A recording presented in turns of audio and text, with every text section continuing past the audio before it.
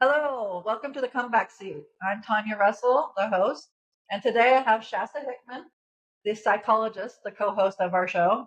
She will be talking about EMDR in episode 3 after this episode 2. And then to my left in the comeback seat is Steve Suppes. I've known Steve for over 30 years, and he is my personal trainer as well as a co-host on the comeback seat. And so he is in the seat today. We will be talking about his story and his success and how he has overcome a lot of obstacles in his life. And look at him today. He's very attractive to look at. So, Steve, welcome to the seat. Well, thanks for the invite. You are very welcome. It's weird because he's my personal trainer, so he's usually the one getting on me, and now today, not literally getting on you. Should we start over? Okay. Just keep going with it. Okay. Let's go back to, because what I remember you as is Fabio, your long hair, your Levi jeans, and you delivered pizzas for Abby's in Kaiser, Oregon. Yeah, that was a long time ago. And I would hope you would deliver my pizza, but I never got you. But you were the good-looking, you still are the good-looking Fabio.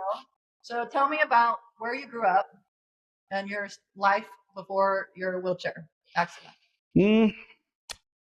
Well, pretty much grew up most of my life here. I was born in California, but moved here when I was very young. So I've lived in this area for over 40 years. So pretty well established. Before my accident, I was a very active individual, always busy doing something. I was big into skateboarding for many, many years. Martial arts, anything to challenge the body. Had a lot of fun doing it. Speed, cars, whatever it was to have fun. And that was pretty much changed, when I turned 28 and I decided to try the motocross racing world for a dabble, and had a gnarly accident, which then put me in this chair. So I was 28 years old at the time when that happened. And let's rewind a little bit. So were you married? Did you have a kid? Because I know you have a son now. What was your living arrangements at the time before the gnarly accident happened? Before the accident, I had my son when I was 25. So it was a few years before my accident and stuff. And so, living was just every day normal with his mom taking care of life and doing life. And so you were married or girlfriend? Fiance. You guys were a unit, 3 in the household. Yeah. You decided the morning of your accident. Tell us about that. It was just one of those things that, at a time in my life, I thought I was pretty much indestructible, and I was always willing to try something. And so I decided to try this whole indoor motocross thing, which I had no experience with. I just knew how. Here in Salem. And I tried it once. It wasn't too bad. The second time I tried it is when my life changed on that. And, it was one of those lessons to learn that, well, 1, I'm not indestructible. And 2, listen to your gut. Okay. Because that was the thing. It wasn't a matter, no, it wasn't that I didn't want to go. I was there already, but there was just a bad vibe. Everything about that evening just didn't feel right. And I knew it, but I ignored it. And it went south. Okay. And were you competing, or was this just something you were out with buddies and you were having fun? Well, I was with buddies, but it was competition. It was a race. At the Salem Fairgrounds? Yeah, it was a race. All right. And so there was everyone, was this motocross thing? Yeah, racing. There was 10, 15 competitors on the track. Okay, so you had a number, you had your outfit on, you had the whole all of it, ready to go. All of it. And this was, how many times had you been on them? Just once before. I had no experience to it. I just wanted to give it a try. Okay. So you go out there, the competition is going on, you go out there, and then what happens, if you don't mind? There was a section of the track that wasn't gapped right, and I caught it during practice, but of course, then when you start racing, you don't really think about it because adrenaline's going. And as I was cutting through what they call the whoops, which is basically a bunch of waves that kind of go through the center of the track. I hit it wrong with my bike, which ended up causing my body to flip almost over the bars. But because of the momentum, it kicked back up again and threw me back onto the bike. But then I ripped the throttle and shot my motorcycle straight out from underneath me and landed square on my butt. And then I got clipped in the right shoulder from another motorcycle racer. And so the helmet wasn't anything. Helmet didn't do anything. You know, the helmet's just. Needs to have yeah, you know, the helmet's just good for identifying the body. That's it. Okay. So, but yeah, no, when it happened, I knew I was in a bad spot. I did something bad. Okay, so you're like, you're alert, you're all there. Yeah, I was completely there until I rolled into the emergency room at Salem Hospital, and pretty much passed out from that point on. And I woke up, according to my fiance at the time, about a week later. Okay, so I went into a coma. Yeah. Was it self-induced, or did they put you in a coma, or did you go into a coma automatically? I just went into a coma. Okay. And do you remember anything during that week? No. Nothing. I didn't even know I was in a coma until like years later when she told me. Yeah, I just felt, to me, it was just like I woke up the next day or whatever. And you don't know a week had gone by. Nope. You didn't go to heaven, nothing. Nope. You just woke up, and then you had a team of doctors. And what was that feeling like when you were told your condition, and what condition were you told you would be in? It was kind of numbing. I didn't really know how to process it, because the answers I also got from the doctor were very vague. It wasn't like detail of like, okay, well, Steve, you ain't ever going to walk again. It was kind of like, well, you're paralyzed. We don't know where you're going to go from here. Kind of a wait and see type thing.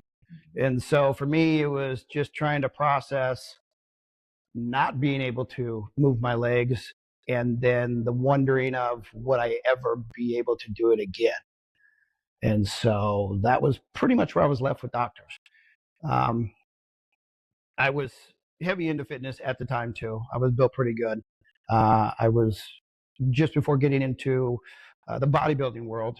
I was finally at a point where I felt comfortable of trying to step up and compete.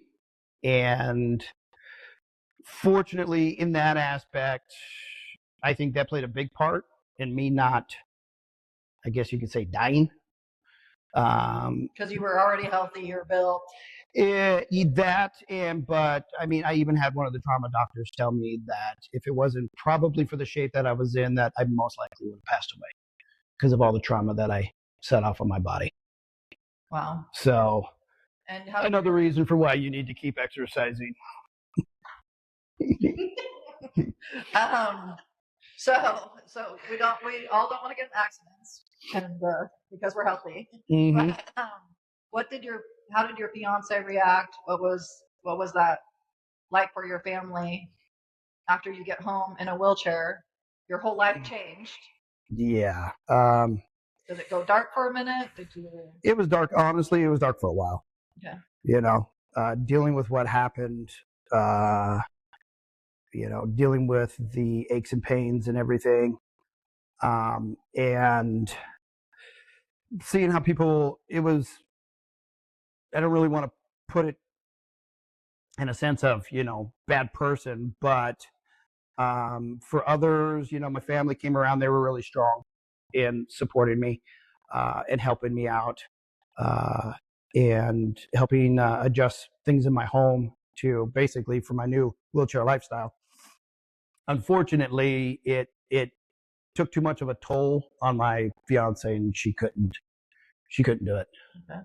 I remember you being in the newspaper, Kaiser Times or Statesman Journal. Yeah, I was in the Statesman. And they had done an article clip, and I thought, oh my goodness, this man that I knew was so severely hurt, and he has a boy. Now he's a single dad in a wheelchair living with his little son. How did that all, did you just have your family support? What happened? I had my family's support for sure. And especially my grandparents. They were the best. And, it's at the time, my son was about 4 years old. So it was tough, but I just kept moving forward. I didn't have the option to give up. As a father, you don't get that choice. You got one job, and that's to keep moving forward. And if you got a child, you got to show them the way to do that. And so for me, my son was a big motivation in not quitting. I love that. So yeah. And Hunter, your son, is an amazing human being today. You did a great job. Thank you. He's amazing. Don't you think? You're going to be grandparents now too. Great. Yeah. Soon.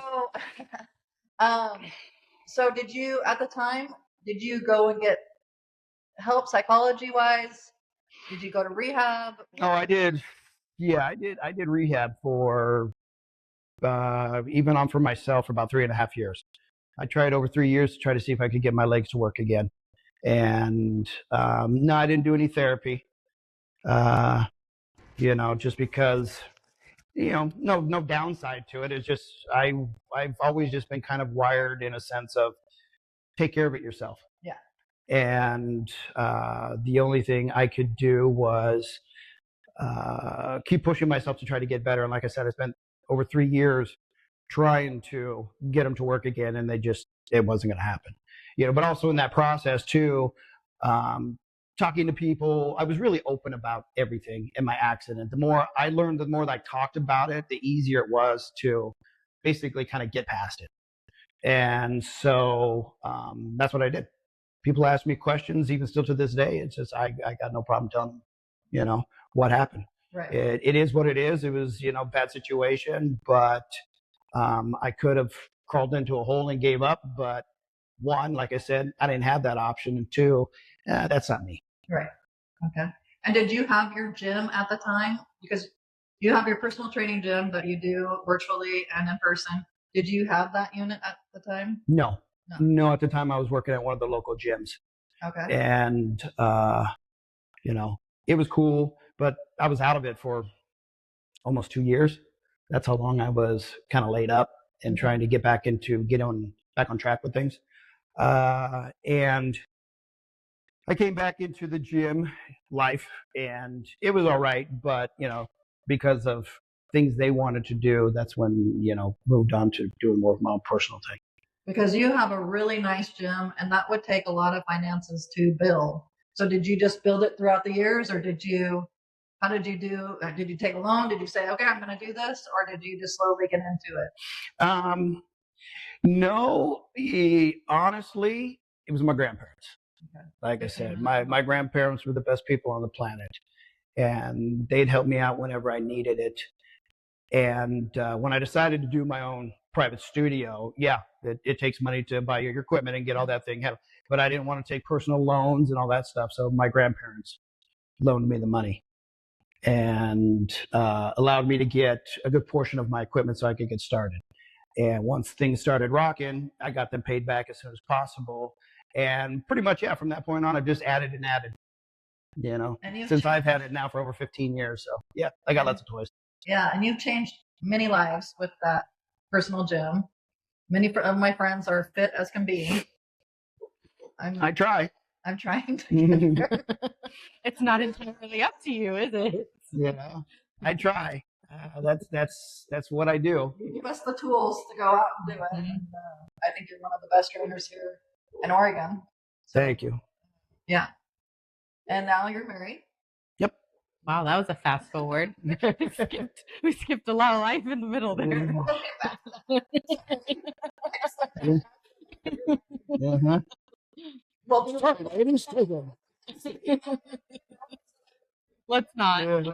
go there. So you have this gym, you work up a clientele, you're raising Hunter. What do you tell all the dads out there that are just maybe experiencing this life-changing moments, which I have, since we started this Come Back See podcast, I have talked to many dads in wheelchairs, and many of them have either single or remarried or married. What do you say if they are starting this adventure? And I don't want to call it an adventure, but a journey. A change of life. A change of life. Mm-hmm. what would be your advice for them starting out? Simple. Okay. Simple. Don't quit. 2 words. That's it. Don't quit. You know, it's like a lot of things in life. You're going to get knocked down, and it's all going to be a matter of how quickly you get back up. Doesn't make any difference what the hit is. And if you have somebody else involved in your life, like a child, you know, that's a responsibility to set an example of showing them the same aspect of you don't quit. Right. You know, no matter, you know, what life throws at you, how hard it hits you, it doesn't matter. Right. You know, you keep moving forward and keep moving forward. And before you know it, that's going to be history, and you're going to be down another path that's going to lead you somewhere that can be fantastic. Awesome. So. And one of your trainers, your physical therapist reached out to me. Ming?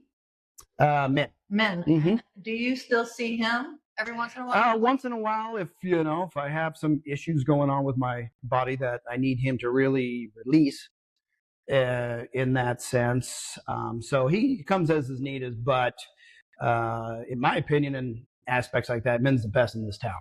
As far as physical therapy. Yeah, he's on another level. He's not necessarily a physical therapist. He's what they call a rejuvenation therapist. Okay. And his knowledge and depth of the body is amazing.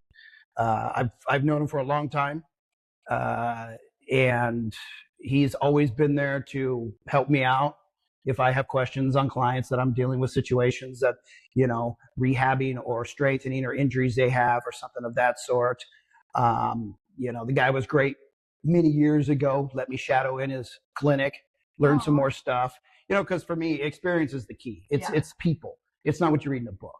Right. Great, you can learn it in a book, but it's going to be the people you know in your life that can really build a foundation for what you're trying to do. And Min is great with that.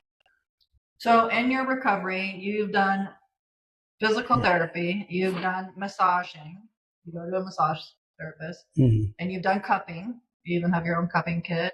What other tools have you been doing throughout the years? And I know there was a car accident. You also had another setback with a little bit of not as drastic, but it was pretty painful for your neck. Yeah, I sustained a neck injury for that. And you're still you have flare-ups every once in a while. I still deal with it, unfortunately, because it's kind of a permanent thing now. Okay. So. And you choose the healthier alternative route rather than running in and getting, what do they do? Cortisone shots or medication, Botox or medication. So you do alternative stuff all the time, and you're doing your own research on it. Is there a certain place you recommend, or where do you do it? You just tons of your Facebook, or where do you find your research at? Where can you help people go to? It basically just depends on what I'm trying to accomplish. If I'm looking for something to try to reduce the pain or inflammation, that's where you're going to want to do is start researching on the natural supplements, the, natural plants, all that stuff out there to help do that. Because you're not going to deal with the side effects like you are with medication. And there's a lot of fantastic stuff. And so when I get curious about something, that's pretty much what's about the only great thing about the internet is you can start doing some research. Right. And start looking around and getting some more information. You learn and hear things, then you can talk to others, look it up, read on it, look for any kind of clinical or medical documentation that actually kind of backs the natural aspects of it. And I just kind of go from there. Yeah. And so many years later, you have this successful business, personal training. You've had many doctors. What would be your go-to for your number one kind of doctor? If I needed to go somewhere and get help, what would you say to do first? Well, if you kind of exhausted your own personal, I've done my best and I'm just not quite figuring it out. For me, in the world of doctors, it's got to be somebody I got to trust and somebody that's going to be more in line with what I believe in. And I believe in natural. I don't believe in, medication. And that's my own personal opinion. So I would want somebody that basically kind of falls into the same aspect because I'm looking to cure a problem, not to treat a problem and prolong it. So that would be my own personal preference. Okay. And tell me about your wheelchair competing big goal that you've accomplished these last couple years. How did you get started in that? And actually, this is where the Comeback Seat podcast started. I watched you and your announcer, is it Chris Norton? Or what's your announcer's name? Where? Promoter. The main guy that does the wheelchair bodybuilding world is Nick Scott. Okay. And when he was introducing all of you guys, I wanted to know more about your story. I wanted to know what motivated you to get to that stage. What did you go through? Were you married at the time? Where did you have kids? All these things. And that's exactly where this idea came from. So tell me about watching you on that stage. Tell me how you got there. And oh my gosh, that's how awesome is that? And you went to help him on one of those shows. Yeah, I got to go. It was really fun to be backstage and get to see what it's like celebrity style for the competitors. Right. You had a badge. You had an official badge. I did. VIP and backstage. No, it was cool. But Steve was interested in bodybuilding before his accident. So this was 20 plus years in the making. Yep. You've also built men up to do these shows and women to compete in these shows. And now it's your turn in the show. And tell me about that whole experience. Well, like my wife was saying, it was 20 years in the making. I was getting ready to do it before I got hurt. And so that just pretty much turned it off. And then I looked into it years after I was injured, but there really wasn't too much out. There wasn't nothing actually in the amateur world. And I didn't really want to be that guy just competing by himself on a stage. So I just kind of let it go.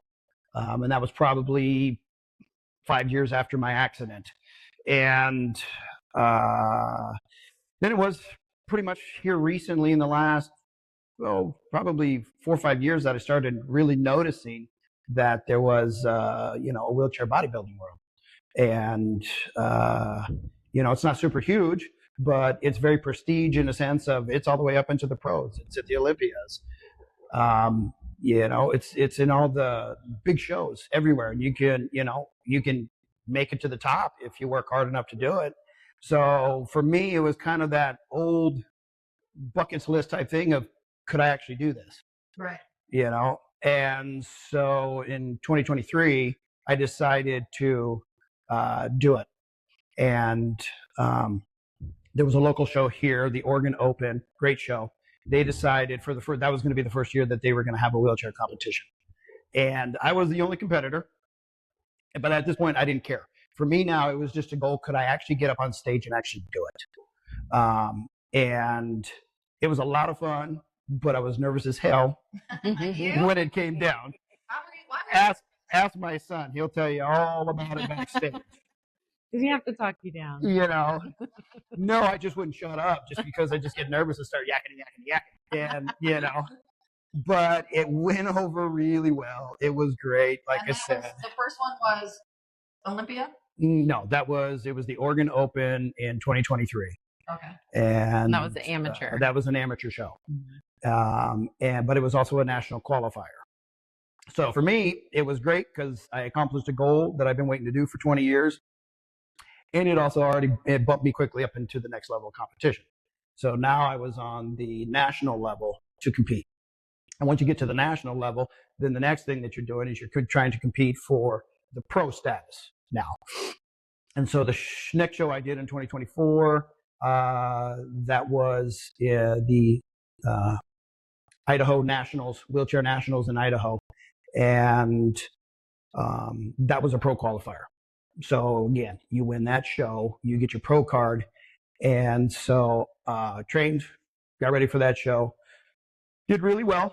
I took first place in both the divisions I was in, and I took overall champion, and also received my pro card that time too. So that for me was amazing and a trip all at the same time, because it was like I barely stepped into this world, and a year later I'm already at a pro level that now I'm going to be competing against the world best that are out there. And in the wheelchair world, Don't let the chairs fool you. There's guys out there that are just impressive as hell. Mm-hmm. I saw it. You know, they are awesome. And with that show too, I also got an automatic invitation to the Arnold Classic, which was my pro debut in 25.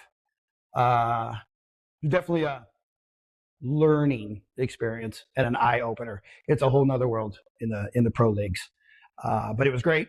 You know, I was just excited just to be there, right, and to be able to, you know, be side by side with, you know, the world best on a stage. The top of the top. Yeah, it was incredible. I was like a kid in a candy store. It was it was amazing seeing these guys that I've followed or I've seen for the last 3-4 years. And it's like, oh my God, I'm on the stage with these guys. This is insane. You know. And they were from all over the world. Yeah, everywhere. U.S., all over the world, international and stuff. And, you know, and everybody, all the guys backstage are very cool. They were all great competitors, nice guys. And again, you know, India. And so, yeah, so like I said, it was very diverse in competitors. And if there's other men out there in wheelchairs or women, where should they start besides calling Steve's Fitness? Where should they start their journey? How should they get, if they want to go into this world? You had to cut, or you had to, you have different words like cut. Tell me your diet for a few days. Well, if people are looking to get into it, first, the thing I tell them is you got to take a big look at the whole picture, because you got to really understand what you're getting into. Working out, fitness, all that stuff is great. You know, average thing, whatever. If that's your thing, that's what you want to do. Just say healthy, strong, great. Competing is a whole nother level. Yeah. Your world then now revolves around that, everything, and because you get up and your job is to get to peak performance, peak body shape, peak everything that you have to do. And so it consists of that discipline of eating right, exercising, cardio, all the stuff. Even when you don't want to do it, you got to do it, you know, for a duration of whatever you're getting ready. The other aspect is, if I would say for anybody that's new, curious about it, you know, find someone that can kind of let you see what that's going to be about. Sure. You know, you definitely, it's like I tell a lot of people, whether they train with me or somebody else, it don't matter. If you're going to step into a gym, get an education, understand what you're going to be doing. Okay. So you're not putting yourself at risk at anything. And, you know, you want to be able to exercise safely, smart. You don't want to get hurt. Right. You know, so get an education first. And then if you're thinking about the competition world, well, anybody can do it. Right. But it takes a lot of work. Yeah. And it depends on where you're at. You know, you got the muscle. Do you not have the muscle? Do you, you know, the body fat, whatever it is. There's a lot of factors. Like 20 years, a lot of, you know, 20 years is a long time. But if you said, I'm going to do this, how long would it take someone to try to get into that? Just curious. Are they dedicated? It's like I said, it's kind of hard to say it because, again, depending on what they were doing, it's not really necessarily mindset that is, but unfortunately, you know, you got to have the body for it.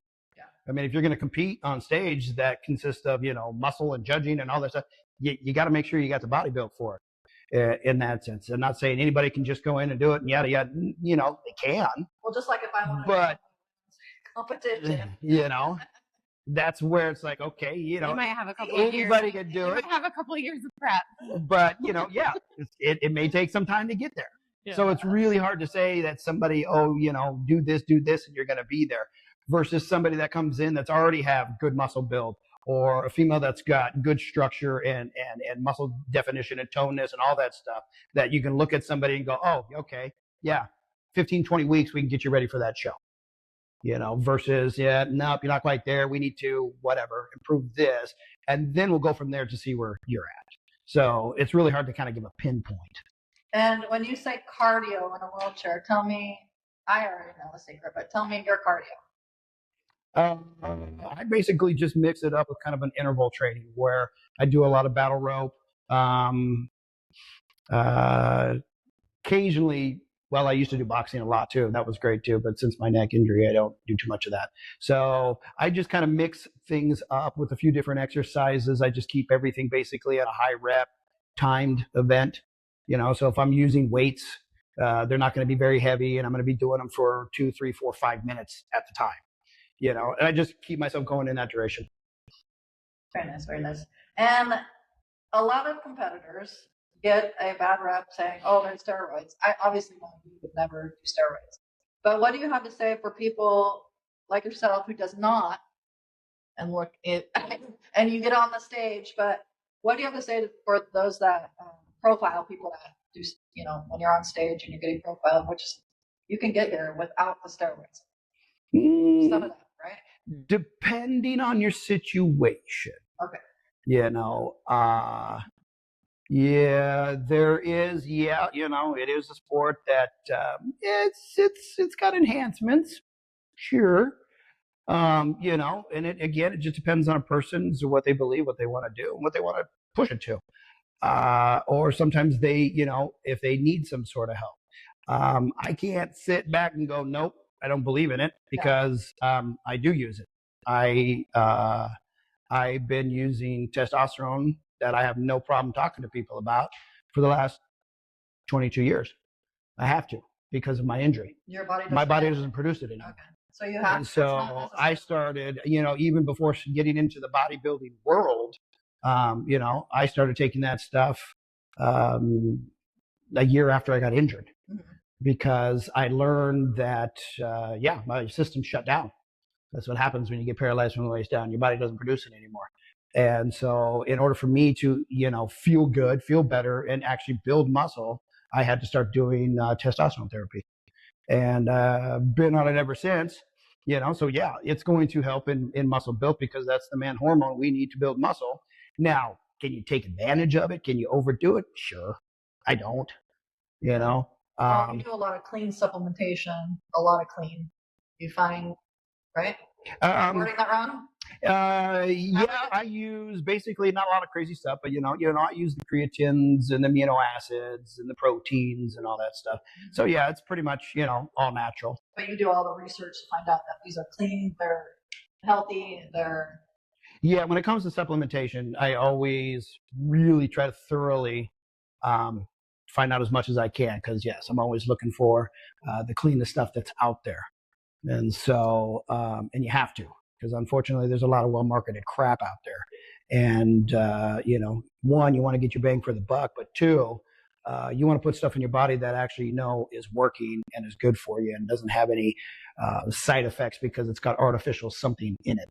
Sure. So. Well, you look fantastic. Thank you. You're the most amazing human being. Thank you. I am so glad I met you years ago, and that during my own personal journey, I could not find a physical therapist. I wanted to go to Min, but he did not take my insurance. So I remember showing up on your doorstep. My caregiver at the time ran in there and said, "Hey, your friend's in the car. She can't walk." And that's when you found out I was paralyzed at the time. And you have definitely helped me. I mean, going back from the first day to now, I am completely different because of you, and I want to say thank you so much. You're welcome. You've helped me tremendously. I remember we were getting all hyper one day. I don't know, we were talking about politics or something, and all of a sudden I started using my fingers, and we're like, "What's going on? I don't know what's going on." And then we both started crying, and I thought that was so sweet. You teared up. Yeah, there is a sensitive side to this piece. And we were like, we'll keep that down here. So I really appreciate you being in the comeback seat today. I am honored, and I am blessed to have you in my life. I'm blessed to have you as a co-host of this show. You'll be seeing him more often, and we'll do another little clip in his gym, because I think it's a great gym that he built from his probably just a dumbbell machine to a massive building. Pretty much. When I started in where I was at, I just had a dumbbell rack, a bench, and a ball. Yeah. And great people that were just kind of like, all right, well, just get your equipment. And they just kept going with me. Yeah. So, yeah, that's the thing I can definitely thank everybody for that I've ever had working with me. I have some of the most loyal and greatest clients that anybody can have. Most of my clients I've had for years, and their dedication and loyalty to me is very humbling and just an honor to be able to have people like that in my life with what I do. So, yeah. And I'm going to ask your wife a little question. Yeah. What's it like being married to Steve Suppes? Oh man. Which direction should we go with that? Well, something you learn very quickly is that you don't get to say can't. Okay. That's not allowed. Not allowed. Get in trouble. And that if ever you feel like you don't want to, you just have him to look over to and go, well, what's my excuse? Yeah. Because he gets up and does all the things every single day. That's right. That's right. He gets his workout in, and who am I to make excuses? Yeah. But I think, that part that we're going to keep quiet, that's the part I get to see every single day. Yeah. That part that, like, Steve's this big, strong man, and he helps everybody out. And then I get to see the underbelly of that. The guy who, sometimes needs to be encouraged. Yeah. And, wants a hug but won't ask for it. Right. And so I get to enjoy the parts that not everybody else gets to see. And that's a joy to get to be his person. Yeah. Because he's so many other people's person. Right. He gets to support them. So that's fun. Yeah. He's very romantic. Yeah. Not that I personally have been there. Do you still crush on my husband? Is that what's happening? Coming out that I saw. No, what was I asking? He's very romantic. I heard about your proposal before he proposed. Yeah, lucky you. You got to know. Yeah. And what was your feelings at the time?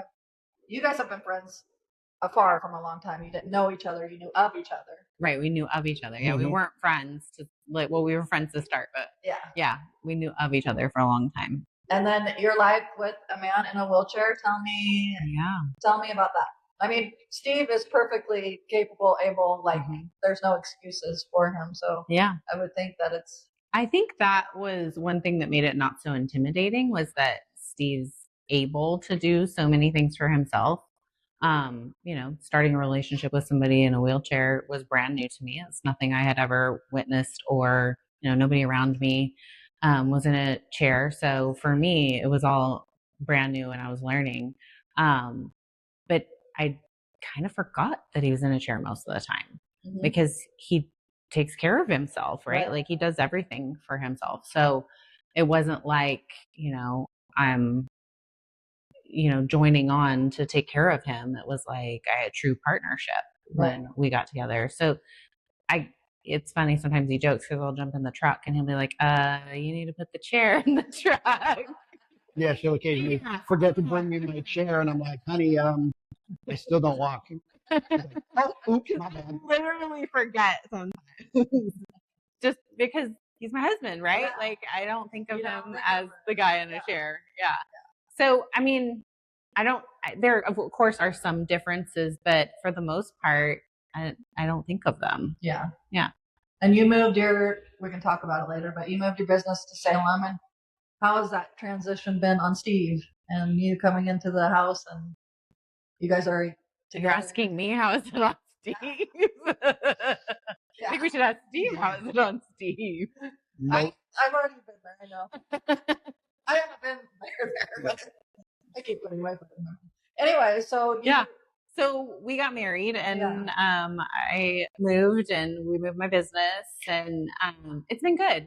Yeah, it's a big step to move to a new city, to develop new relationships here, and I'm grateful my business was able to easily transition to a new location. Many of my clients stayed with me online, and so that part was really easy. Finding a place, once we started beating the pavement, we found a place to put my office pretty easily, and then new clients have come as needed, and it's been great. Yeah. Good. Yeah. I'm so happy. Well, thank you again. Do you have any other last words for people today that might be struggling, might be depressed, they're in a chair, I know what it's like to be paralyzed myself. It's hard, and you have to advocate for yourself. What do you say? What kind of encouragement would you tell people today? Besides, don't quit. I guess you already did say don't quit. Yeah, that's the biggest key, is just not giving up. life's going to be tough. That's the whole thing. We become much stronger in life with the struggles we have to deal with. But that doesn't mean that we're going to be suffering all the time in the process too. So just basically, whatever life throws at you, just keep your head up, keep looking for that little bit, those little positive notes that you get here and there. They're going to be small and they might be few, but if you hold on to those, it'll eventually, they add up, and you can and things will get better. I mean, that's personally what I did for myself a long time ago, because I was in a really dark spot when this first happened. Sure. And it was the little bits here and there, and the people in my life that I appreciated and helped me just kind of keep that little focus. And sooner or later, just like all things, the light will conquer the darkness, and you will see a whole different path in a world that you didn't even know that was coming. Oh, I love that. So. Very nice. Do you have anything else to say about your husband in front of him? I think that it's such a joy to get to watch Steve compete and to see him pursuing his dreams. I think it's such a good reminder to all of us that you're never too old to chase your dreams. That's true. And he is an old man. Even when those dreams have been so long in the coming, there's so much joy in the journey of chasing after that thing that you've always wanted. Sure. Yeah. I love that. Yeah. All right. We'll see you on episode 3. Thank you for being here. Have a good day.